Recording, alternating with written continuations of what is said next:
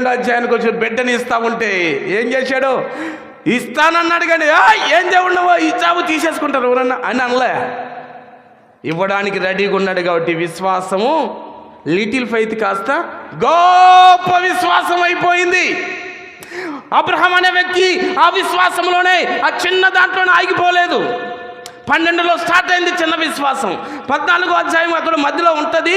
సొదొమ మీదకు గొడవ వచ్చినప్పుడు అబ్రహాం గారు పోయి విడిపించినప్పుడు ఆ సొదొమ రాజు గారు అంటారు, ఈ ధనం అంతా నీవే తీసుకో అని చెబితే వద్దొద్దు, నీ నుంచి నాకు ఏం వద్దంటాడు చెప్పండి.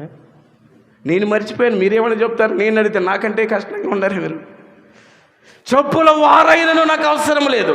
ఒకవేళ రేపొద్దున నేనే అబ్రహామును గొప్పవాణ్ణి చేశాను అంటే విశ్వాసం మనమైతే ఇచ్చేసాయి. నేను కష్టపడ్డాను కదంట, కానీ విశ్వాసం లిటిల్గానే లేదు. ఇప్పుడు కొద్దిగా విశ్వాసం పెరిగింది. నా దేవుడు నన్ను చూస్తాడు, నువ్వు కాదు నాకు ఇవ్వాల్సింది, నాకు ప్రభువు ఉన్నారు. ఇక్కడ నుంచి బిడ్డను దేవునికి ఇవ్వడానికి కూడా వెనకంజలేదు. విశ్వాసం పెరిగిందా తరిగిందా? 30, 60, 100. మరి నీవు యాడేసిన గొంగలి ఆడే, యాడేసిన గొంగలి. ప్రార్థన ఏం చేస్తామన్నా? ప్రార్థన ఏం లాభం లేదు. ప్రార్థన ఎదగడం లేదు కదా. బాబు చనిపోయాడు మా ఊడు 9-10వ నెలలో. అది కూడా అతి కష్టమైన ఆపరేషన్ ద్వారా బాబుని బయట. నాకు తెలుసు వాడు బతుకుతాడు లేదు తెలియదు. దేవునికి ఒకే ప్రార్థన చేశాను, బాగుంటేనే ఉంచండి, లేకపోతే తీసేసుకో మీ మేళ పడతాం కష్టాలు అంటే. అంత దేవుని చేతిలో, మనం ఎంత చేసినా దేవుని చిత్తమే ఉండాలి కదా. వచ్చాడు, 5 రోజుల్లో ఉన్నాడు, చనిపోయాడు. అసలు ఆ పరిస్థితి చాలా కష్టం. హాస్పిటల్ దగ్గర నేనున్నాను, నా భార్య ఆల్రెడీగా ఆపరేషన్ అయ్యి వాళ్ళ అమ్మ తోడుంది, నాకు ఎవరు తోడులేరు. రాత్రి చెప్పేశారు పొద్దున 6 గంటలు మీ బాబు చనిపోతాడని. మరణం కోసం ఎదురు చూసే పరిస్థితి. విశ్వాసం నిలబడాలా జారిపోవాలా? నిలబడాలి. అది స్థాయి పెరగాలని ఎందుకు చెప్తున్నట్టు అది. నిజంగానే 6 గంటలకి డాక్టర్ గారు ఫోన్ చేసి మీ బాబు గుండె ఆగిపోయిందని చెప్పారు. వాళ్ళకి అలవాటేమో కానీ ఆ మాట వేరే నాకు చాలా కష్టమైంది. ఏడ్చుకుంటూ అలాగే బాబుని తీసుకోలేకపోయినాను. మా అత్తకు ఫోన్ చేశాను. అలాగా పాస్టర్ గారిని పిలిచి బర్యాల కార్యక్రమం ముగించబడింది. అదొక్కరోజు ప్రార్థన చేసుకోలేకపోయినాం. నెక్స్ట్ డే సేమ్ 40 అధ్యాయాలు చదివాం. రాత్రి 7 గంటల నుంచి రాత్రి 9 వరకు ఫ్యామిలీతో ప్రేయర్ చేస్తూ ఉన్నాం. ఆ వాక్యమే మమ్మల్ని బలపరిచింది, స్థిరపరిచింది. లేకపోతే చాలామంది అనుకున్నారు అయిపోయింది ప్రభు, చాప్టర్ క్లోజ్. ఈ సమస్యలో వాడు చితికిపోతాడు, ఈ సమస్యలో వాడు ఏమైపోతాడో తెలియదు, అసలు సేవనే విడిచిపెడతారేమో అనుకున్నారు. కాదు, విడిచిపెట్టడానికి కాదు, వచ్చింది నిలబడడం కోసమే. ఎన్ని సమస్యలు రావచ్చు, ఎన్ని తుఫానులైనా రావచ్చు, నన్ను కదిలించలేవు నా దేవుడు ఉన్నంత వరకు. మా బాబు చనిపోయి 20వ రోజు వరకు నేను మా భార్య మా అత్త వాళ్ళతోనే ఉన్నా, బలపరచడం కోసం. వాక్యం చదివి, వాక్యం బోధించి, ఇవన్నీ మన మేలు కోసమే. నిరీక్షణ మనకుండది, మన బాబు పరలోకములోనే ఉంటాడు, మనం కూడా అక్కడికి వెళ్ళాల్సిన వాళ్ళమే. ఎందుకు ఏడసడం? అక్కడ పోయేటప్పుడు ఈరోజు కాదు రేపు 20వ రోజు అయిపోయి ఊరికి వెళ్ళాను. మొదటి వారం వాక్యం చెప్పాను. ఇంకా శుక్రవారం మళ్ళీ మా మామగారు చనిపోయారు. కరెక్ట్ 20 రోజుల గ్యాప్ మా ఓనికి, మా భార్య వాళ్ళ డాడీకి. చూడండి ఎట్లుంటుంది పరిస్థితి. అయినా తగ్గొద్దు, మన విశ్వాసంలో కృంగిపోకూడదు, నిలబడాలి. ఇదొక మనం నిలబెట్టడం కోసమే దేవుడు పెట్టాడు. ఈ సమస్యలో మనం నిలబడితే సాతాను ఓడిపోతుంది, దేవుడు గెలుస్తాడు. శబాస్, బల నమ్మకమైన మంచి దాసుడా అని దేవునితో చెప్పించుకోవాలనుకొని అప్పుడు కూడా చూసాం. సమాధి కార్యక్రమం అయిపోయింది. నెక్స్ట్ డేనే ప్రార్థన స్టార్ట్ చేసాం. నెక్స్ట్ డేనే బైబిల్. అంటే తగ్గద్దండి. ఒక నిర్ణయం దేవునితో చేసుకున్న తర్వాత, ఒక నిబంధన దేవునితో చేసుకున్న తర్వాత మనం మారకూడదు. కష్టం ఉన్నప్పుడు ఒక రకం, కష్టం లేనప్పుడు ఒక రకం, బాగున్నప్పుడు ఒక రకం, బాగలేనప్పుడు ఒక రకం, మందిరంలో ఉన్నప్పుడు ఒక రకం, మందిరంలో బయటికి మరొక రకం, రకరకాలుగా బ్రతకడానికి మనమేమన్నా ఊసరి వెల్లులమా? కాదు కదా, దేవుడి పిల్లలం కదా. 2023లో 5 సార్లు చదివాం. అంటే పరిస్థితులు బాగలేకపోయినా 2024లో కూడా స్టార్ట్ చేసాం. ఇప్పుడు ఎక్కడున్నాను తెలుసా? దానియేలు గ్రంథం 2వ అధ్యాయం 10 అధ్యాయాలు చదివి ఇటుకు వచ్చిన. ఇంకా 30 బ్యాలెన్స్ ఉన్నాయి, వేసేస్తాం. ఎంత రోజు చదివి అలవాటు అయిపోయిన పానం, అలవాటు పడిన పానం కాబట్టి అసలు వాక్యం చదువుకుని బతకలేను. ఏంది ఎక్కడైనా జనాల్లో ఉండి మాట్లాడుకుంటూ ఏరా నువ్వు ఏం చేస్తాంటే ఎక్కడున్నావని ఆత్మ మాట్లాడుతుంది అనమాట. ఏంది ఇటు అయిపోతున్నావు ఏందని, అప్పుడు పరిగెత్తుకొని మళ్ళీ వాక్యం దగ్గరికి రావాలి. కాబట్టి నేనేమి చెప్పాలనుకున్నది, దీని ద్వారా నీ భక్తి పెరగాలి. నువ్వు మొదటిలాగే ఉండకూడదు. 30 సంవత్సరాలు, 20 సంవత్సరాలు, 15 సంవత్సరాలు, 5 సంవత్సరాలు అయింది దేవుణ్ణి నమ్ముకుని. ఏది పెరిగిందా తరిగిందా? ఇంకా క్యాలెండర్లో వాక్యం చూసేసుకొని అయిపోయా, ఈరోజు బైబుల్ అంతా చదివేస్తాను అనుకుంటే ఎట్లా? క్యాలెండర్ భక్తుడు అయిపోయాను. వాగ్దానం వస్తుంది, అయిపోయి ఈరోజంతా దేవుడిని తోడని ఇంక అయిపోయాను, ఇంక చదివేది లేదా? ఇంక అయిపోయి అదొక్కటే సరిపోతుందా? నువ్వు ఒక వచనమే సరిపోతుందా? నిన్ను బ్రతికించేది, నిన్ను స్థిరపరిచేది, నిన్ను నిత్యం నడిపించేది, నిన్ను ధైర్యపరిచేది, నిన్ను ఫలింపజేసేది వాక్యమైన తెలిసినప్పుడు దీనికోసం నువ్వు ఎంత సమయం కేటాయించాలి, దేవుని కోసం నువ్వు ఎంత సమయం పెట్టాలండి, అర్థమవుతుందా? కానీ మనం తగ్గిపోతున్నాం. చూడండి, నువ్వు ఫలించాలంటే, ఫలిస్తున్న నీవు మరెక్కువ ఫలించడం కోసం శ్రమలు వస్తాయి. శ్రమల్లో కృంగిపోవద్దు. రెట్టింపు ఘనత కోసమే. అది కత్తిరిస్తున్నానంటే అర్థమేమి, ఏదో నేను ఇంకా పైకి వెళ్ళాలని దేవునికి ఉద్దేశమేమో అని చెబుతా ఉండి. ఇప్పుడు 4వ వచనం చూడండి. నా యందు నిలిచియునుడి, మీ యందు నేను నిలిచియుందును. తీగ ద్రాక్షవల్లిలో నిలిచి ఉంటేనే కానీ తనంతట తానే ఎలాగూ ఫలింపదో, నా యందు నిలిచుంటేనే కానీ మీరు ఫలింపరు. అంటే మీరు ఎక్కడ ఉండాలి? దేవునిలోనే ఉండాలంటే ఈ చెట్టుకు కొమ్మ వేరైపోతే ఎండిపోతుంది. ఇంటికి వెళ్ళండి, ప్రాక్టికల్గా మీరు ఒక పని చేయండి, ఒక కొమ్మను విరిచి పక్కనేయండి, సాయంత్రం చూడండి ఎట్టుంటుంది, పచ్చగా ఉండి మంచిగా కాపు ఉంటుందా? దానికి ఏమై ఉంటుంది? ఎండిపోతుందా? ఎందుకు? వేరైంది, కొమ్మకి, చెట్టుకు వేరైంది. అది పచ్చగా ఉండడానికి, దాని అభివృద్ధికి, దాని పూతకి, దాని ఫలాలకి కారణం ఎవరంటే చెట్టే. ఇందులో నుండే జీవం దానికి అందింది, ఇప్పుడు జీవాన్ని విడిచిపెట్టింది. దేవుని కాదనుకున్నది కాబట్టి, చెట్టునికి వేరైంది కాబట్టి ఎండిపోయింది. అంటే ఇప్పుడు నువ్వు ఫలించాలంటే, నువ్వు అభివృద్ధి చెందాలంటే ఏం చేయాలి? దేవుణ్ణి నువ్వు హత్తుకొని ఉండాలి. దేవునికి వేరై మీరు ఏమీ చేయలేరు. చెయ్యాలని ప్రయత్నం చేస్తారు కానీ అది కుదరదు. ఇది చేయాలి, అది చేయాలి, ఇది చేయాలి, అది చేయాలని ఎంతో ప్రయాసపడతావు కానీ దేవునికి వేరైతే అది మన వల్ల కాదన్నా. కాబట్టి దేవునిలో నీ ఉండు, నీలో దేవుడు ఉంటాడు. హల్లెలూయ. నా యందు మీరు, మీ యందు నా మాటలు నిలిచి ఎడల మీకు ఏది ఇష్టమో అడగండి అని చెబుతా ఉన్నారు. దేవునికి వేరైతే కష్టం. ఇంకా ఒక 2 వచనాలు చెప్పి ముగిస్తాను నేను. ఇంకా టైం అయిపోయిందా? ఉందా? ఓకే, అయితే కొద్దిగా పొడిగిద్దాం. దేవునికి ఎప్పుడు వేరవ్వకూడదు. చెట్టు కొమ్మ వేరైతే మన జీవితాలు కూడా అలాగే ఎండిపోతాయి. నాకు వేరుగా ఉండి మీరేం చిన్న పనైనా పెద్ద పనైనా దేవునితో ఏకమయ్యే చేయాలి. మనం తండ్రి ఇది చేయమంటావా, ఇక్కడికి వెళ్ళమంటావా, ఈ పని చేయమంటావా, నీ ఉంటేనే కదా దాంట్లో ఫలం. దేవుడు వద్దన్నప్పుడు మానేద్దాం, దేవుడు చెయ్యనప్పుడు చేద్దాం. మనమే చచ్చిపోం మానేస్తే. దాని ద్వారా నష్టం ఏమి రాదు. చాలామంది అంటారు ఇది చేసింటే నువ్వు నీకు స్టార్ పెరిగేదని. ఏం పెరగదు. నా దేవుడు వద్దన్నాడు. స్టార్ కాబట్టి 7 స్టార్లు నాకు అక్కర్లేదు. కాబట్టి నాకు వేరుగా ఉండి మీరేమి అంటే దేవునిలో మీరు నిలిచి ఉండాలి బిడ్డలారా. నిలిచి ఉంటేనే మీరేమవుతారు? ఫలిస్తారు. ఎంత? 30దంతలుగాను 60దంతలు 100దంతలు. అంటే ఫలము మరి ఎక్కువ, బహుగా మీరు ఫలించడం కూడా దేవునికి ఇష్టం.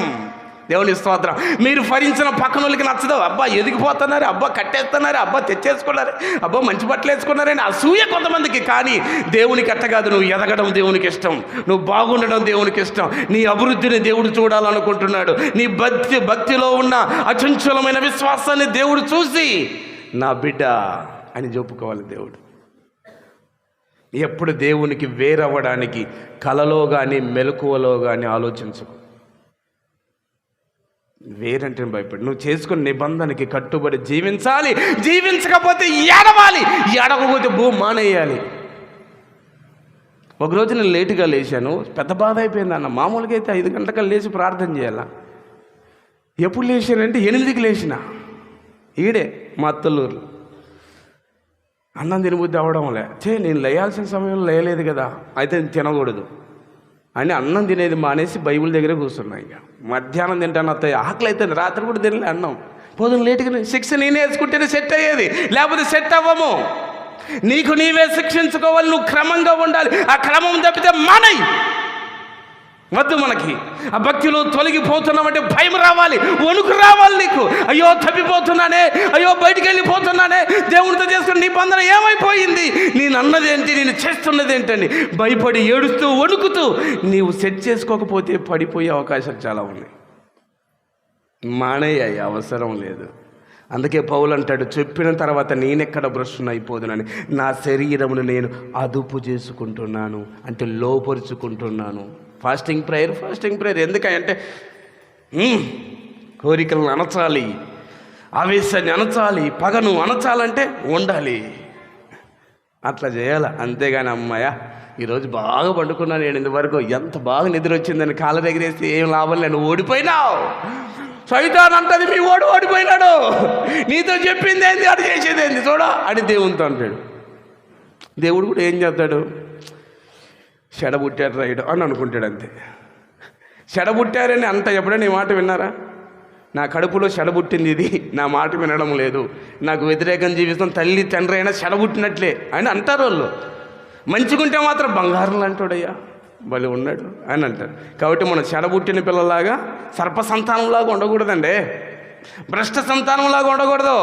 దేవుడు యేసయ్య గ్రంథంలో అంటాడు, భ్రష్ట సంతానమా, భ్రష్టులైన వారులారా, పాపిష్టి జనమా. ఏంటి దేవుడు ప్రజలను దేవుడే పిలుచుకుంటున్న పదాలు, ఎంత బాధాకరమైన విషయాలు. ఎంత గొప్పగా అనుకున్నాడు దేవుడు, కానీ నీకు అంత సీన్ లేదు.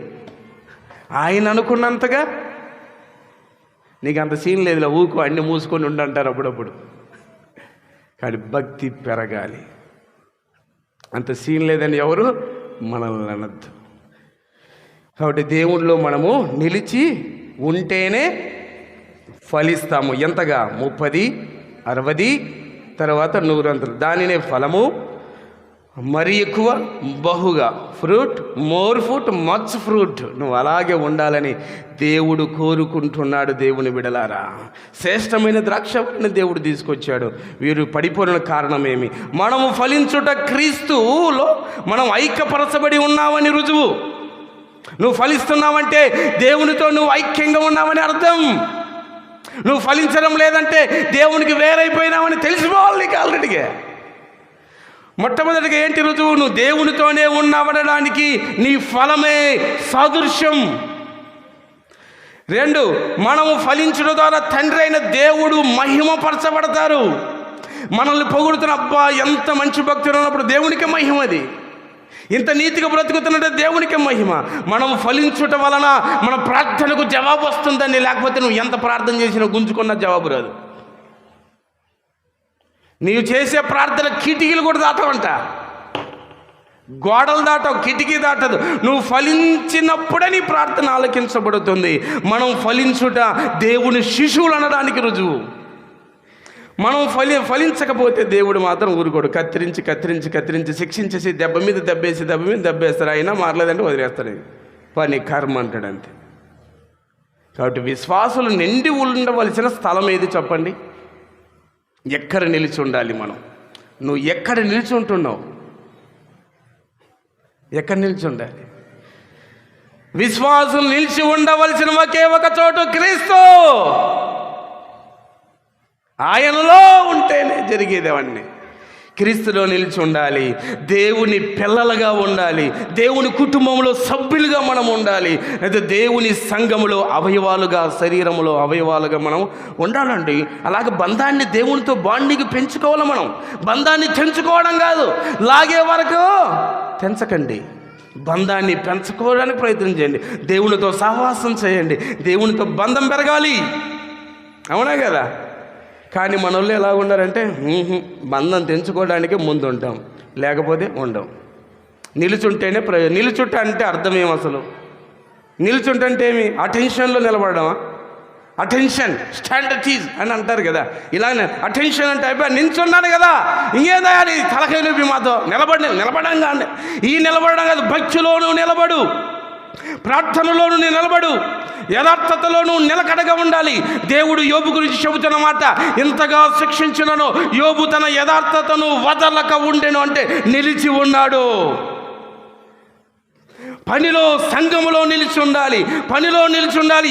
మాట ఇచ్చావే, ఆ మాటలో నువ్వు నిలిచి ఉండాలి. దీని మీద దండిగా ఉండే వచనాలు. నువ్వు నిలబడుతున్నావా? నువ్వు నిలబడితేనే ఫలిస్తావు. అది క్రీస్తులో నిలబడాలి. పరిశుద్ధతలో, యథార్థతలో, అన్ని విషయాలలో నువ్వు పర్ఫెక్ట్గా నిలబడడానికి ట్రై చేయాలి. నిల్చుంటే వచ్చే ప్రయోజనాలు ఏముంటుంది? నిల్చుంటే ఫలం. అర్థమవుతుందా? అందుకని యెహెజ్కేలు భక్తులు 2వ అధ్యాయములో యెహెజ్కేలు భక్తుడితో దేవుడు చెబుతాడు, నరపుత్రుడా నువ్వు చక్కగా నిలవబడు. ఇంతవరకు నిలబడలేడా? పడిపోయాడా? పుర్లాడుతున్నాడా? డొల్లాడుతున్నాడా? ఏంటి? ఎందుకు నిలబడమని చెప్తున్నాడు? నరపుత్రుడు నువ్వు చక్కగా నిలబడి, నేను నీతో మాట్లాడాలి. పరిగెత్తేవంతో మాట్లాడతావా? ఒక 60 స్పీడ్లో పోతుంది బైక్, అరే బాయ్ అని వానికి స్వరమే వినపడదు. మాట్లాడాలని ఎంతో ఆశ ఉంటుంది, కానీ వాడు పరిగెత్తడానికి మన మాట వినపడదు. నువ్వు నిలబడితే దేవుడు నీతో మాట్లాడతాడు. నిలబడగలుగుతావా దేవుడి కోసం? స్వయంగా నీతోనే దేవుడు మాట్లాడతాడు. నువ్వు నిలబడడం నేర్చుకుంటే దేవునిలో, భక్తిలో నిలబడాలి. చెదరిపోవద్దు. గాలి, వాన, తుఫాను వచ్చి ఆ ఇంటిని కొట్టగా ఆ ఇల్లు పునాది బండ మీద ఉన్నది కాబట్టి అది పడిపోలేదు. బండ క్రీస్తే. క్రీస్తులో నువ్వు కట్టబడు, నీ కుటుంబం కట్టబడును గాక. యెహెజ్కేలుతో చెబుతానమాట, యెహెజ్కేలు నువ్వు చక్కగా నిలబడి, నేను నీతో మాట్లాడతాను. దేవుడు మాట్లాడడం ప్రారంభించాడు. చక్కగా నిలబడ్డాడు. ఏంటి సంగతి? బాబు నువ్వు సేవ చేయాలి. ఎక్కడ చేయాలి? నాకు వ్యతిరేకంగా తిరుగుబాటు చేసేవాళ్ళు వారి మధ్యన నువ్వు సేవ చేయాలని చెప్పాడు. ఎప్పుడైతే నిలబడడం స్టార్ట్ చేశాడో యెహెజ్కేలు జీవితము సూపర్గా మార్చబడింది. అతడు మాట్లాడుతూ ఉంటే ఎండిన ఎముకలు సైతం జీవించబడతా ఉన్నాయి. జీవం ఎలాగొచ్చిందంటే నిలబడ్డాడు క్రీస్తులో. ఆయన మాట పవర్ అయిపోయింది. ఆయన మాటే దేవుని మాటగా ప్రకటించబడుతుంది. నిలబడు, అంతే. బలపరుస్తాడు. నువ్వు నిలబడితే దేవుడు బలపరుస్తాడు. ఆయన అలా కాదయ్యా, నేను నిలవాలి అని అంటాడు కొంతమంది. నువ్వు మాట మీద నిలబడవు, నేనున్నా నీకు అని ఎప్పుడైనా నీ మాట విన్నారా? నేనున్నా. ఒరే ఆటి వేంద్ర మాట మార్చామనుకో, నీ ఈపు నా ఈపు సాపు చేస్తారు. నువ్వు ఈ మాట మీద నిలబడి నువ్వు మర్యాదగా పోలీస్ స్టేషన్ పోతున్నావు. అసలు సంగతి ఆడే మాట మార్చామనుకో అక్కయ్య, మాకు ఈపు సాపు అవుతుంది. అమ్మా నువ్వు నిలబడు తల్లని. ఇక్కడ 1కి 100 సార్లు చెప్తారు అనమాట, ప్రిపేర్ చేస్తారు. నువ్వు నిలబడు, నువ్వు మాట మీద ఉండు, లేకపోతే మాకు పడుతుంది దెబ్బలు, నువ్వు నిలబడబట్టి మాకు అనవసరం, మేము రాము అన్నది. కాబట్టి నువ్వు నిలబడితే దేవుడు నీ కోసం నిల్చుంటాడు. నువ్వు నిలిచుండి చూడు, నేనున్నా కదా నీకెందుకు బిత్తిరిదానా అని అంటాడు అనమాట. ఎందుకు భయపడుతున్నావు? ప్రతి సమస్యలకు ఎందుకు కృంగిపోతున్నావు? నేనున్నాను కదా. నువ్వు నిలబడతావా శ్రమలలో? నేను శ్రమలను తప్పించగలను. అదంటే దేవుడు అంటే పిచ్చి నాకు. అందుకే ఆయన చేసే మాటలు, ఆయన మాటలు బైబిల్ చదువుతూ ఉంటే అయ్యో ఎంత ఇస్తున్నాడు దేవుడు మనకి భరోసా. మనమేమి ఇట తెచ్చాము? భరోసా ఇవ్వక కదా, నీకు సపోర్ట్ లేక కదా, నిన్ను ప్రోత్సహించలేకే కదా నువ్వు ఇలాగున్నావు. కానీ దేవుని వాక్యం నిన్ను ఎన్నిసార్లు ప్రోత్సహించింది. ఏది మరి? అన్నయ్య నన్ను ఎవరు ప్రోత్సహించరు అన్నయ్య, మా ఇంట్లో మా అత్తే నాకు సేట్ అన్నయ్య అంటే. దేవుడు ఉన్నాడు కదా తల్లే, చదువు నీకు బైబిల్. మా ఆయనే నాకు ఫుడ్ కన్నయ్యా, బాగా పాడదాం అనుకుంటాను కాదన్నయ్య అంటాడు. బైబులే నీకు సపోర్ట్. బైబులే నీకు మోరల్గా నిలబడుతుంది. నువ్వు నిలబడు. యెహెజ్కేలు నిలబడంటే నిలబడు. అతని దాని గొప్ప పరీక్ష దేవుడు జరిగించాడు. చెరలో ఉన్న అనేకులకు సువార్త ప్రకటించబడింది. వారి అవివేత, వారి పాపాలు, యెహెజ్కేలు గ్రంథము దేవుని మహిమ గురించి ప్రకటించబడింది. తర్వాత చూడండి, మరొక వాక్యం చూపిస్తానని మీకు. పౌలు భక్తుడు కొరింథీ సంఘంతో అంటున్నాడు, తాను నిలుచున్నానని తలంచుకుని వాడు పడకుండా చూసుకోవాలి. అవునా కదా? చదవను ఒకసారి. కొరింథీ రాసిన మొదటి పత్రిక 10వ అధ్యాయం 12వ వచనం. నువ్వు నిలబడతాను బడాయి మాటలు కాదు మాకు కావాల్సింది, నిలబడి చూపించు. తాను నిలుచున్నానని తలంచుకొనిన వాడు పడకుండా జాగ్రత్తగా చూసుకోవాలా లేదా? కానీ నువ్వు ఏం ప్రార్థన చేస్తావు? రాత్రి 31 రాత్రి నైనో ఈ సంవత్సరం అంతా పాపిగానే తిరిగాను, రోగిగానే ఉన్నాను, ఈ సంవత్సరం నుంచి రోజు కుటుంబ ప్రార్థన చేసుకుంటామయ్యా. ఎవరు చెప్తారు? వీళ్ళు దేవునికి. ఇది నిజమైన ప్రార్థన, దొంగ ప్రార్థన చెప్తాను. నేను ఆ రోజు కుటుంబ ప్రార్థన, ప్రతి వారం శుక్రవారం ప్రార్థనకు అటెండ్ అవుతాను. ఇదిగా చర్చి శుభ్రం క్లీన్ చేస్తాను. నా నిబంధన ఇది, ఈ సంవత్సరం నా కుటుంబం ఇట్లా ఉండాలి అని మంచి ప్రార్థన చేస్తావు. నీ ప్రార్థన తప్పని చెప్పడం లేదు నేను, నీ ప్రార్థన యథార్థమైనదే, కానీ నువ్వు పాటించసావే, అది పెద్ద తలకాయ నొప్పి. సో పూజరే గారు మీరు చెయ్యరు, శాస్త్రులు పరిశీలన లిస్టులోకి వెళ్ళిపోయారు. శాస్త్రుల పరిశీలన అంతే కదా, అది చెబుతారయ్యా చెయ్యరు. మనం కూడా ఏ లిస్టు? ఇప్పుడు శాస్త్రుల పరిశీలనకు మనవళ్ళు మనవరాళ్ళు అయినాం, వాళ్ళు చేయరు, మనం తండ్రి ఎట్లా పిల్లలు కూడా అంతే కదా. ప్రార్థన నిలిచి ఉండాలని కదా ప్రార్థన చేసింది. ఈ సంవత్సరం సరిగా నేను లేను, భక్తిలో జారిపోయాను, రాలిపోయాను, అయ్యో విసిగిపోయాను, వేసే ఈ సంవత్సరం మాత్రం మామూలుగా ఉండదు, ఒక ఊపేద్దామని ప్రార్థన చేస్తావు నువ్వు. అసలు నేను కూడా అట్టే చేసినావు, నేలే వేసేస్తా, ఊపేస్తా, ఇంక అయిపోయి సంవత్సరం సంఘంలో నేనే మొత్తం అంత సంఘం ఖర్చు, భోజనాలు అన్నీ అన్నీ అన్నీ అంటావు. తెల్లాడితే మాత్రం ఫస్ట్ వారం ప్రార్థన బాగా చేస్తావు. జనవరి 31 నైట్ చేసిన ప్రార్థన జనవరి 31కి వచ్చేలోపు ఉండదు మళ్ళా. అంటే నువ్వు దొంగదానివే మంచిదానివే? అంటే దేవునితో ఏం ప్రార్థన చేసినావు? చేసిన దాన్ని రాసుకో, ఇక నుంచి మర్యాద పోతుంది నాకు అసలు ఇలాంటి నువ్వు చూస్తే. ఏం ప్రార్థన చేసుకుని రాసుకొని, అయ్యో ఇది చేసినాను కదా, ఇది చేస్తున్నాను లేదో చూసుకో. ఇప్పుడే ఏదో నోరు ఉంది కదా అని సోప్పేసి ఇది చేస్తా అది చేస్తా అంటే లాస్ట్ కనపడకుండా పోతే ఎవరేం చేసేది? నీ మీద నమ్మకంతో మేము ఉన్నాం, నువ్వేమో అన్నీ చెప్పి కనపడకుండా పోతివాయా. ఇప్పుడు ఎవరిని ఎత్తుకోవాలి మేము? లేడా లేడా ఎత్తన ఫోన్ స్విచ్ ఆఫ్, సచ్చా పాస్టర్ పానం పోతుంది. నువ్వు చెప్పేది చేసేదమ్మా, నీ బడ యాపు. పేతురు చేసిన పని అదే కదా. ఇదే 12 మందిలో ఎవరైనా పారిపోవచ్చు, మందని కొడతాడు, కాపరి కొడితే మంద చెదిరిపోదు. ఎవరి ప్రభు ఎవరికో నేను మాను ఏమనుకున్నావు? బండ కేఫా అందరి పోయినా నీకోసం చచ్చిపోతాను ఏమనుకున్నావు? అబ్బా నన్ను ఎరగబడి ముమ్మారు అబద్ధం ఆడదా ఊరిక ప్రభా అట్లంటావు. 3.5 సంవత్సరాలు నీతోనే ఉన్నాను, నీతో పెట్టిందే తిన్నాను, ఎట్లా చెప్తాను నీ గురించి? అలా చెప్తా ఉన్నాయన, ఆగు, ఆ టైం కూడా వస్తుంది కదా. చేసిన దాని మీద నిలకడలేదే మరి నీకు? ఎందుకన్నా ఇంతకాలం చేసిన భక్తి సరైనదేనా? నువ్వు చేసిన భక్తి, నువ్వు చేసిన ప్రార్థన ఏ పాయింట్ చేసినావో ఆ పాయింట్ పట్టుకున్నావా ఎప్పుడన్నా? పాపం చేయనని ఒక ప్రార్థన, అంటే ప్రార్థన చేస్తాను, అనేకమైన విషయాలు చేస్తున్నాను. తండ్రి ఈ సంవత్సరం ఇలాగ చేస్తున్నానని చెప్పావు, అదొక నిబంధన రాసుకో. పాపం చేయనని చెప్పావు, రాసుకో. వ్యభిచారం చేయనని చెప్పావు, రాసుకో. సెల్ ఫోన్ చోరునైనా ఈరోజు నిన్నే ఎత్తకుండాని చెప్పావు, రాసుకో. ఇవి చేస్తున్నావో లేదో చూసుకో. చేసేది ఊరికి కావాలి దొంగ ప్రార్థన. తాగుబోతుడు కూడా చేస్తాడంటే వాళ్ళకి మనకు తేడా లేదా? ఉంది కదా. మన భక్తులు, వాడు భక్తిహీనుడు. వాడు ఎన్ని నిబంధనలు చేసిన బిర్రు తాగినప్పుడు నేను అత్యత్య దిగిన తర్వాత చెప్పాను ఇట్టా గుర్తులేదు నాకు. తాగినప్పుడు ఎన్నో అంటాం, అన్నీ చేస్తామా? అట్టే ఉందండి మన ప్రార్థన. అనకూడదు కానీ, అవునా కదా అంటే బాగుండదు. కానీ నిజంగా మీరు చెప్పి చేస్తున్నారు, తాగబోతునికి మనకు తేడా ఉందంటారా? వాడు ఎన్ని నిబంధనలు చేస్తారో చేసి తాగినప్పుడు ఎన్నో అంటామయ్యా, అన్నీ చేద్దాం. మీరు కూడా 31 మాత్రం భలే ప్రార్థన, తండ్రి నిలుచుంటాడు నాయన, నిలుచుంటాడు, ఇంక అయిపోయా ఊపేస్తాం మొత్తం, ఊపు ఆ మూలకి ఉన్న వాళ్ళందరూ రక్షిస్తా, ఇక్కడ రక్ష. వాడు కఠినంగా ఉన్నాడు ఈ సంవత్సరం అని పట్టుకొత్త దేవుని దగ్గర. కానీ చేసావు, మంచి ఉద్యమం వచ్చింది. 31 నైట్ జనవరి 31 కల్లా ఏమయ్యా ఏం చేసామంటే ఎట్టయినా అంటే పౌలు చెబుతున్న మాట ఏంటంటే, కొరింథీ సంఘానికి బడాయి ఆపండి. నీ ప్రార్థన తాగుబోతు ప్రార్థన నీకు తేడా లేదు. అబ్బా ఎవరు చేయమన్నా నేను అసలు ప్రార్థన అట్లా చేయమని ఆయన కోరుకున్నాడా? నువ్వు కదా చేసింది, నువ్వు కదా ఇలాగ బ్రతకాలి, నువ్వు కదా నిర్ణయాలు తీసుకున్నది నీవే. మరి ఆయన నిన్ను అడగలేదే? నువ్వు ప్రార్థన చేయని రాత్రి ఇలాగ అడగలేదు. నువ్వే మనసుతో పశ్చాత్తాప హృదయంతో తప్పులు ఒప్పుకొని కన్నీటితో చేసి ఒక నిర్ణయం తీసుకున్నావే, దానికోసం నిలబడ్డావా? పక్కన ఏమని అడగట్లా, నన్ను కాదు పక్కన ఏమని అడగండి, నేను నిలబడ్డానులే. ఆయన అడుగు, నువ్వు తీసుకున్న నిర్ణయాన్ని కట్టుబడి ఉన్నావని అడుగు. పడిపోయావా, ఉన్నావా? గొడవలు అయితే ఏంది మీరు మాట్లాడుకోవడం లేదేంటి? ఎందుకు అనవసరంగా నువ్వు వచ్చావు చెప్పిపోయా అన్నట్లుంది. అడగని పక్కన నువ్వు నిలుచున్నావా? నువ్వు తీసుకున్న నిబంధనకు కట్టుబడి నువ్వు చేసిన ప్రార్థన ఏంటి? నువ్వు జీవిస్తున్న జీవితం ఏంటి? ప్రార్థన చేయడం ఆపేయి, నష్టం లేదు. నువ్వు చేస్తే ఆయనకేం రాదు, మనకే వచ్చేది.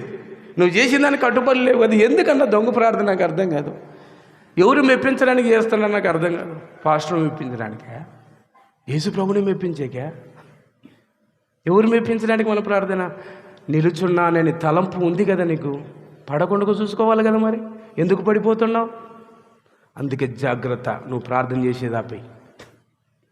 ఒకవేళ నువ్వు నిలబడాలని ప్రార్థన చేసినట్లయితే పడిపోకుండా చూసుకున్నాయనో, లేకపోతే అబద్ధ బోధకుడు అయిపోతాం, అబద్ధ పాదిరి అయిపోతావు, అబద్ధ విశ్వాసం అయిపోతావు. నటించే క్రైస్తవుడు చలామణి అయ్యే క్రైస్తవుడు కానీ అమలపరచడం లేదు నువ్వు. దానికి అర్థం అదే. మరి మన పితరులంతా పడిపోయారు నాయన, మీరట కాదు. పైనంతా చెప్పుకుంటూ వస్తాడు, వాళ్ళు బాప్తిసం పొందారు, రక్షించబడ్డారు, మేఘంలోనే వచ్చారు, మామూలు సంగతి కాదు. కానీ కొందరేమో ఇట్టున్నారు, కొందరేమో అట్టున్నారు, కొందరు అనే మాట ఒక 5 మాటలు ఉంటాయి. కొందరు వ్యభిచారులు, కొందరు ఎవరు, కొందరు సంఘమును చెడిపోవారు, కొందరు అవిధేయులు, కొందరు త్రాగువారు. అంత ఎక్కడంటే మోసే సంఘములో లిస్టు ఒకసారి చదివి ఆగిపోయినా, ఏంది కొందరు ఇట్టంట, కొందరు అట్టంట, ఎవరిలంతా ఒక సంఘములోనే వేరు వర్గాలు. కాదు, నువ్వు చేసిన దానికి, నువ్వు చేసిన ప్రార్థనకి నిలబడి ఉండి. ఈరోజు గతమైపోయింది, గతం గతః. ఈరోజు ఏంటి నీ కథ? ఈ రోజు నుంచైనా నువ్వు తీసుకున్న నిర్ణయానికి తాను నిలుచున్నానని తలంచుకొని వాడు పడకుండా జాగ్రత్తగా చూసుకోవాలని ఈ మాట చెబుతున్న ఆయన అంటున్నాడు. ఆ 9వ అధ్యాయం పైన వచనం, 10 పైన వచనంలో అంటున్నాడు. 10 పైన వచనం, పైన అంటే 9 చివరి వచనం అని అర్థం. గాలిని కొట్టినట్టుగా నేను పోట్లాడడం లేదు అంటే గాలి మాటలు కాదు నవి. గాలోడా ఆపు నీ మాటలు ఆయన అప్పుడప్పుడు అంటూ ఉంటారు, గాలి దాన్ని ఆపు. ఇంకా ఇదంతా గుంటూరు భాష. గాలిని కొట్టినట్టుగా నేను పోట్లాడడం లేదు. ఒకవేళ ఇతరులకు బోధించిన తర్వాత నేనే చెడిపోయి భ్రష్టున్నైపోదునేమో అని నా శరీరమును నలగగొట్టి దానిని లోపరుచుకుంటున్నాను. అదే అండి కట్టుబడి జీవించడం అంటే. చెప్పేది గొప్ప సంగతి కాదు, ఉండాలి. నీ ప్రార్థన గొప్పేం కాదు, చేసిన దాని ప్రకారం ఉండాలి.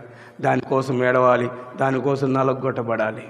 నేను పరిశుద్ధంగా ఉంటున్నానా, యథార్థంగా ఉంటున్నానా, నా కుటుంబంలో ప్రతిరోజు ప్రార్థన నిబంధన చేసుకున్నాను, అది జరుగుతుందా? నేను ఎన్నెన్నో దేవుని చేశాను, అవి అవుతున్నావా? నువ్వు ఏ ప్రార్థన చేసినావో ఈరోజు రాసుకో, అందులో హెడ్డింకులన్నీ దాని ప్రకారం చేస్తున్నది చూసుకో, సరేనా? ఇది నిలబడతాను తలంచుకుని నువ్వు పడుకోను చూసుకోవాలి. చివరికి ఒక విషయం చెప్తాను బిడ్డలారా. ఐగుప్తు నుంచి ప్రయాణమై వస్తున్న ఇశ్రాయేలు ప్రజలు ఐగుప్తు నుండి వచ్చారు. నిర్గమకాండం 1వ అధ్యాయములో వాళ్ళ అభివృద్ధిని చూస్తాం. 2వ అధ్యాయంలో మోసే హత్యను చూసి ఆయన పారిపోతాడు. 3వ అధ్యాయంలో దేవుని పిలుపు మోసేకి వస్తుంది. 4వ అధ్యాయంలో నైనా నువ్వు సేవకు రావాలంటే మాటలు రావు, మెసేజ్ కూడా లేదు నా దగ్గర, వాక్యం అంటే చెప్పడం తెలియదు, నువ్వే సేవకులంటే రావాల్సిందంటే సరే అని సేవకు సిద్ధపడ్డాడు. 5వ అధ్యాయంలో ఫరో ముందు నిలబడ్డాడు మోసే. ఇదిగో యెహోవాని మేము ఆరాధించాలి, బయటికి వెళ్ళాలన్నాడు. ఎట్ట వెళ్తారు మీరు? తొలిస్తా అన్నాడు ఫరో. యెహోవా ఎవడు అన్నాడు. ఆయన తెక్క గురిసేకి 10 తెగులు పెట్టాడు దేవుడు. దేవుడు ఎవరు అర్థం అవ్వాలంటే అర్థమయ్యేటట్టుగా దేవుడే చేస్తాడు నీకు.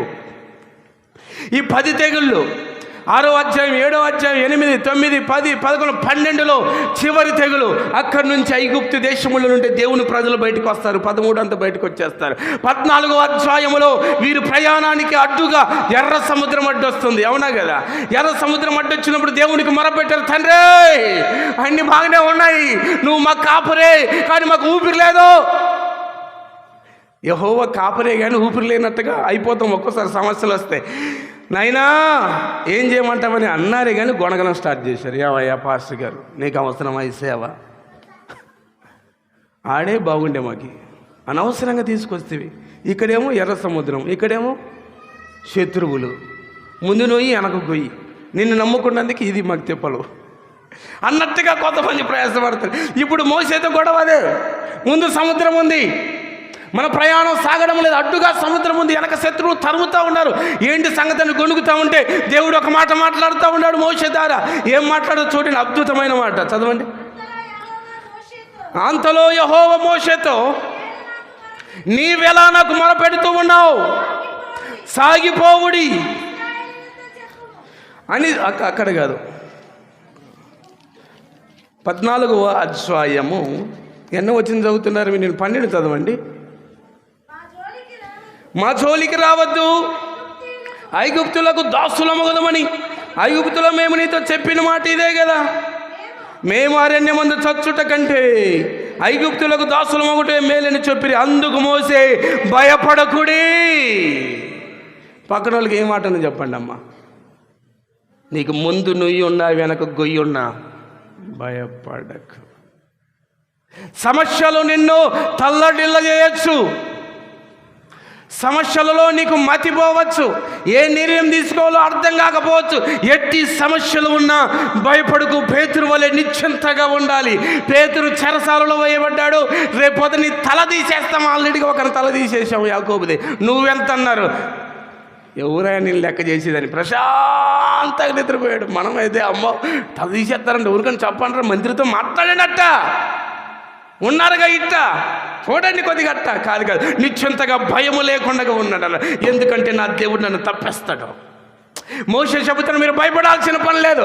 ముందు నువ్వు వెనక పోయి, ముందు శత్రువులు, వెనక శత్రువులు, ముందు ఎర్ర సముద్రం దాటలేమని మీరు ఫస్ట్ భయపడేది మానేయండి. సమస్య వచ్చిన వెంటనే భయపడడం స్టార్ట్ చేయమాకండి. నాకు దేవుడు ఉన్నాడు, నన్ను విడిపిస్తాడు ఈ సమస్యలో నుండి. ఈ అప్పు ఉంది, ఈ సంవత్సరం రెట్టింపు కన్నా దేవుడు నాకు ఇస్తాడు. ఆ మాత్రం విశ్వాసం ఉండాలండి మనకి, కృంగిపోకూడదు. ఏమంటే మోసే, భయపడకుడి, యెహోవా మీకు నేడు కలగజేయు రక్షణను. మీరు ఊరక నిలుచుండి చూడండి, మీరు భయపడకుండా ఉండండి, దేవుడు రక్షణ మీకు దయచేస్తాడు. ఆమేన్. నువ్వు భయపడకు, నువ్వు కృంగిపోవద్దు, నువ్వు నలిగిపో, ఏమైపోతానో అనే భయం నీలో ఉండకూడదు. నా కుటుంబం ఏమైపోతుందో, నా పిల్లలు ఏమైపోతారో, నా సంసారం ఏమైపోతుందో, మా ఆయనిట్ట, మా కూతురిట్ట, అయ్యో ఏంటి పరిస్థితి, ఈ సమస్యల కారణమేమి, నువ్వు భయపడకు. దేవుడు నీ కుటుంబానికి రక్షణ ఇవ్వబోతున్నాడు. ఆమేన్. చూడు, అంతే. సమస్యలను చూడు. వచ్చావా చూద్దాం నీ కథ అనాలంతే. సమస్యకి ఎప్పుడు భయపడకండి, అంతా నువ్వు అనాలి. ఎందుకంటే అంతకంటే గొప్పడు మనకున్నాడు కదా. దావీదు భయపడ్డాడే, కానీ అందరూ భయపడ్డారు. సైన్యం అంతా బిత్రిపోయింది. వామో, ఈ గొలియాత్ వల్ల వేసేయగలమా, రాజు సైతం పారిపోయి దాచుకున్నారు. ఏమయ్యా సౌలు, బాగా విరమిగావుగా, రా కొద్దిగా వాంతో పెట్టుకుంటే ప్రాణాలు ఉండవురా అంటే సమస్య ముందుంది, సమస్యలలో నిలబడాల్సింది పోయి పారిపోయాడు.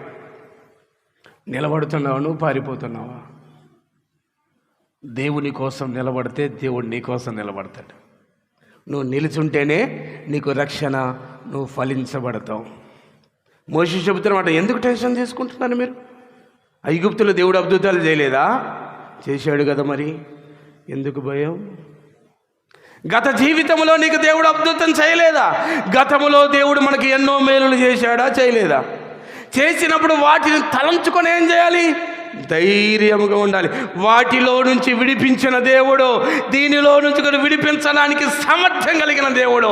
షద్రక్ మెషక్ అబేద్నెగోలు చేసిన నిబంధన అదే. ఇదిగో బాబు, ఇక్కడేం భయపడేవాళ్ళు, కుక్కరుపులకు భయపడవు. నీవు ఒకవేళ అగ్నిగుండములో వేసిన, మేము సేవించుచున్న దేవుడు ఎంత సామర్థ్యం కలిగిన దేవుడో నీకు తెలుసా? అగ్నిగుండములను తప్పిస్తాడు. ఒకవేళ తప్పించకపోయినా భయపడవు.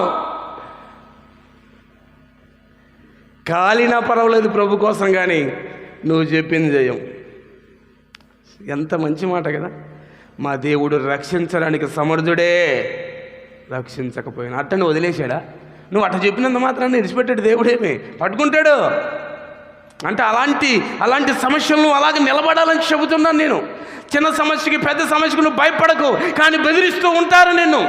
నీ అంత చూస్తా అంటారు, నీ బతుకు ఎంత అంటారు, నీ జీవితం ఎంత అంటారు, నీకెంత ఉంది, నీ బలం ఎంత, నీ బలగం ఎంత అని నీకంటే బలవంతులు భయపెట్టినా నువ్వు భయపడవలసిన పని లేదు. దేవుడే రక్షిస్తాడు నిన్ను. యోహాను సువార్తలో దేవుడు చెబుతున్న మాట, నాలో మీరు, మీలో నేను, నాలో నిలిచుంటే మీకు ప్రయోజనం. ఆ మాట చెప్పాడు. చూడండి ఊరికనే అన్నాడు. చూస్తూ ఉండగానే దేవుడు మోషే చెబుతున్న కర్ర చాపేసి సముద్రం వెళ్ళిపోయేది అన్నాడు. అంతే. టెన్షన్ పడద్దు. కొన్నిసార్లు మనం పోరాడాల్సి ఉంటుంది, కొన్నిసార్లు దేవుడే మన పక్షాన యుద్ధం చేస్తాడు. యుద్ధాలు చేసేది ఆయన, జయాలు ఇచ్చేది మనకి. నువ్వు యుద్ధం చేయాల్సిన పని లేదు. యెహోషాపాతు భయపడకు, యుద్ధము నేను చేయబోతున్నానని యెహోషాపాతు మీదకి 3 రాజులు వచ్చినప్పుడు భయపడతా ఉన్నాడు యెహోషాపాతు. కానీ ప్రార్థన చేస్తూ ఉన్నాడు. సంఘమంతని పురికొలిపాడు. ఏమయ్యా, మన మీదకి 3 రాజులు వచ్చారు, ఉపవాస ప్రార్థన చేద్దాం. చేశారు, దేవుని స్తుతిస్తూ ఉన్నారు. యుద్ధము నువ్వు చేయాల్సిన పని లేదు, మై ఊనా, నేనున్నా, నువ్వు నిలబడు. నువ్వు చేయాల్సిందేంటి? నిలబడు. ఎందుకు భయపడతావు? మునిగిపోతారని భయమా? శత్రువు కొట్టేస్తారని భయమా? ఏమీ లేదు. ఈ మోషే గారు దేవుడు చెప్పిన మాట ప్రకారం కర్ర జాపిన వెంటనే ఎర్ర సముద్రం 2 భాగాలుగా అయిపోయింది. ఆమేన్. నువ్వు నిలబడితే దేవుడు అడ్డుగా వచ్చిన వాళ్ళని తొలగిస్తాడు. అంతే. నిలబడాలండి. చూడు, ఒకసారి చేసి చూడు, మాట్లాడకు, చేసి చూడు. అడ్డుగా వచ్చిన సముద్రం దారి చేసింది. అది మొత్తం 14వ అధ్యాయం అంతా చదివితే సూపర్ ఉంటుంది. ఆ ఇశ్రాయేలు ప్రజలకి ఐగుప్తీయులకి నడుమ ఒక దూత వచ్చేసిందట. ఎత్తొచ్చింది మధ్యవర్తిగా. యేసుప్రభువు వారు ఈ లోకానికి వచ్చాడు కదా. నువ్వు నిలబడితే శత్రువుకి నీకు మధ్య ఎవరుంటారు? దేవుడు. గద్దించున్న సింహం, శత్రువులు ఎదురుగా నిలబడే సింహం మన దేవుడు. శత్రువు సైన్యాలకు ఎదురుగా సింహం నిలబడితే ఎలా ఉంటుంది? ఉంటామా? కుక్కను చూసే ఉంటాం మనం. భౌ అంటే గుండె చల్లని పారిపోతాం. అమ్మో, ఆ వీధిలో కుక్క అందరూ పోమాకని అంట. ఇక్కడ సింహం, ఇదా గోత్రం సింహం, శత్రువుకు నీకు మధ్యలో నిలబడి నీకు సహాయం చేయడం కోసం శత్రువు కన్నులను మరుగు చేసి నిన్ను దాటించి అదే శత్రువులను కనపడకుండా చేయగలడు. నువ్వు నిలబడితే జరిగే పనులేవన్నీ. నిలబడకు. అన్నయ్య ఎంత భక్తి చేసినా అంతే ఉంది, ఎంత ప్రార్థన చేసినా అంతే ఉంది అన్నయ్య, మోకాళ్ళంతా నల్లగా అయినాయి కానీ కన్నీళ్ళంతా కారిపోయినా కానీ ఏం జరగలేదన్న. అమ్మ, అబద్ధాలు చెప్పమాకండట. నా దేవుని మీద ఎవరన్నా తిట్టాను బల కోపం నాకు. ఏం జరగకుండా ఎట్టుంటుంది చెప్పు? దిక్కులేని దేవుడు పట్టించుకొని బాగా చేస్తుంటే మరి మనం ఆయన పిల్లలమైనప్పుడు ఎట్టుంటాడు? మధ్యలో నిలబడి విలుకేమో అంధత్వం, వెలుగేమో చీకటి. నీ శత్రువు చీకటిమయమైపోతాడు, నువ్వేమో వెలుగులో ప్రకాశిస్తున్న వెలుగులో నడిపించబడుతూ ఉంటావు.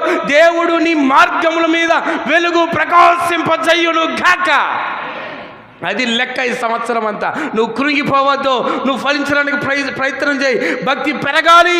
పోయిన సంవత్సరంలాగా బతక్కో. నువ్వు చేసుకున్న ప్రార్థన రాసుకో, చూసుకొని దాని ప్రకారం జీవించు. నువ్వు దీవించబడకపోతే నా అంగి పట్టుకుని అడుగు, అప్పుడు నేను చెప్తే సమాధానం. దేవుడి మాటలు దీవించి ఆశీర్వదించును గాక. అమ్మాయి.